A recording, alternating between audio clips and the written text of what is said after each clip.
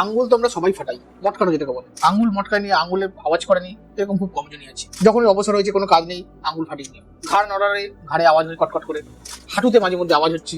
তো অনেকেরই মনে মনে প্রশ্ন, এই আওয়াজগুলো কি নর্মাল, নাকি এর মানে আর্থ্রাইটিস, কোনো একটা জয়েন্ট ক্ষতিগ্রস্ত হচ্ছে? এটার কিন্তু প্রত্যেকের মনেই প্রশ্ন জাগে, কিন্তু সঠিক উত্তর নেই। নমস্কার, আমি ডক্টর কৌস্তব দেবনাথ।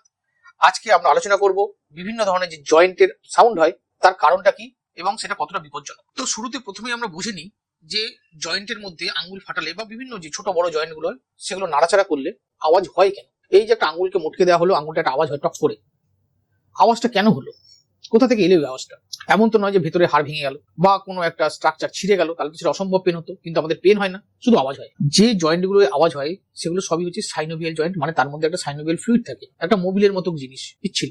এখন এই ফ্লুইডটার মধ্যে কিছু গ্যাসও থাকে, অক্সিজেন হতে পারে, কার্বন ডাইঅক্সাইড হতে পারে, আরো কিছু রকম ইনার্ট গ্যাস থাকে। যখন আঙুলটাকে হঠাৎ করে আমি উল্টো দিকে স্ট্রেচ করতে শুরু করলাম, তখন এই সাইনোভিয়াল ফ্লুইডটার মধ্যে একটা নেগেটিভ প্রেসার কাজ করে এবং ওর মধ্যে যে ছোট ছোট গ্যাস বাবল গুলো আছে সেগুলো সব একসাথে একটা বড় গ্যাস বাবল তৈরি করে।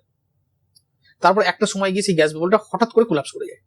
এই যখন কোলাপস করে গেল তখন একটা শব্দ তৈরি হলো এবং সেটাই আমরা বাইরে থেকে শুনি, সেটাকে আমরা আঙ্গুল মটকানো বলি, হাঁটুর আওয়াজ বলি, ঘাড়ে পিঠে আওয়াজ হয় সেইটা। কিন্তু একই ঘটনা যদি আপনি দেখবেন, একটা আঙ্গুলকে আপনি একবার ফাটানোর ইমিডিয়েট পরেই 2-3 সেকেন্ড 4 সেকেন্ড পরে যদি আরেকবার চেষ্টা করেন হয়তো আর ফাটবে না। আবার সেই ফ্লুইডের মধ্যে সেই গ্যাসটাকে আসতে দিতে হবে, সেটাকে আবার ছড়িয়ে পড়তে হবে, আবার একটা কিছুক্ষণ সময় পরে গেলে আবার আপনি আঙ্গুলটাকে মটকালে তবে সেই আওয়াজটা হবে। প্রতিবারে কিন্তু বারে বারে রিপ্রোডিউসিবল নয় এই আওয়াজটা। এইভাবে জয়েন্ট নাড়াচাড়া করলে বা হঠাৎ করে একটা সুস্থির জয়েন্টকে যদি হঠাৎ করে আমি স্ট্রেচ করি তখন জয়েন্টের আওয়াজ হয়।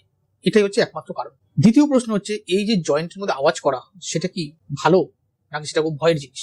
অর্থাৎ বারে বারে আঙ্গুল ফোটালে কি আর্থ্রাইটিস হয়ে যাবে? হাঁটুর মধ্যে মাঝে মধ্যে কোনো আওয়াজ হচ্ছে তাতে কি আমার আর্থ্রাইটিস হয়ে যাচ্ছে হাঁটু? এটা কিন্তু একটা সম্পূর্ণ ভুল ধারণা। অনেকবার আঙ্গুল ফাটালে আঙ্গুল আপনার আর্থ্রাইটিস হয়ে যাবে না, আঙ্গুলটা খারাপ হয়ে যাবে না। বিভিন্ন জন বিভিন্নভাবে স্টাডি করে দেখেছেন যারা আঙ্গুল ফাটায় তাদের মধ্যে যে আঙ্গুলে আর্থ্রাইটিস বেড়ে গেছে বা বেশি পরিমাণে হয় অন্য মানুষের তুলনায়, এরকম কোনো রিসার্চে পাওয়া যায়নি। একটা মজার এক্সপেরিমেন্ট আছে, ডক্টর রোনাল্ড উঙ্গার বলে একজন ডক্টর আছেন ক্যালিফোর্নিয়ার, উনি একজন ফিজিশিয়ান। উনি করেছিলেন কি, উনি ওনার বাঁ হাতের সমস্ত আঙ্গুলগুলো সারাদিনের বিভিন্ন সময় যখনই ওনার মনে হতো আঙ্গুলগুলো আওয়াজ করতে ফাটাতেন, এবং ডান হাতটায় কোনোদিন উনি আঙ্গুল ফাটান। উনি পরীক্ষা করে দেখার চেষ্টা করেছিলেন যে বাঁ হাতে যে আঙ্গুল মটকাচ্ছে আর ডান হাতে যে মটকাচ্ছে না তাতে কোনো ডিফারেন্স আছে কি। এবং এই ঘটনাটা উনি 1 বছর 2 বছর নয়, প্রায় 50 বছরের বেশি সময় ধরে উনি অবজার্ভ করেছিলেন এবং তারপরে উনি দেখেছেন যে ওনার বাঁ হাত আর ডান হাতের মধ্যে কোনো তফাৎ হয়নি। তাহলে কি বলতে পারি যে জয়েন্টের মধ্যে আওয়াজ যদি হয় তাতে কোনো ভয় পাওয়ার কিছু নেই? অবশ্যই আছে।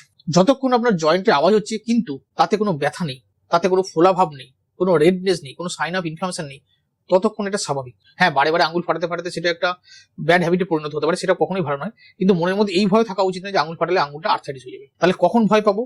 যখন জয়েন্টের মধ্যে আওয়াজ হচ্ছে এবং তার সাথে সাথে ব্যথাও আছে বা সেই জয়েন্টটা ফোলা আছে, জয়েন্টটাকে নাড়াতে গেলে কষ্ট হচ্ছে, এইরকম কোনো জয়েন্ট থেকে যদি আওয়াজ আসে তাহলে সেটা ডেফিনেটলি অ্যাবনর্মাল এবং সেই রকম ক্ষেত্রে অবশ্যই আপনাদের কোনো একজন বিশেষজ্ঞের পরামর্শ নেওয়া উচিত। এই কারণটা ছাড়াও কখনো কখনো শরীরের কোনো হাড়ের উঁচু অংশের উপর দিয়ে টেন্ডন, মাংসপেশি যাতায়াতের সময় একটা অ্যাবনর্মাল সাউন্ড হতে পারে। নিয়মিত ব্যায়াম, ফিজিওথেরাপি, এক্সারসাইজ এগুলোর মাধ্যমে সেই ধরনের সাউন্ডগুলোকে কমানো সম্ভব। যদি আপনার নর্মালি জয়েন্টে আওয়াজ হচ্ছে মাঝে মধ্যে এবং তাতে কোনো ব্যথা নেই, তাহলে ঘাবড়ানো বা প্যানিক করার কোনো দরকার নেই।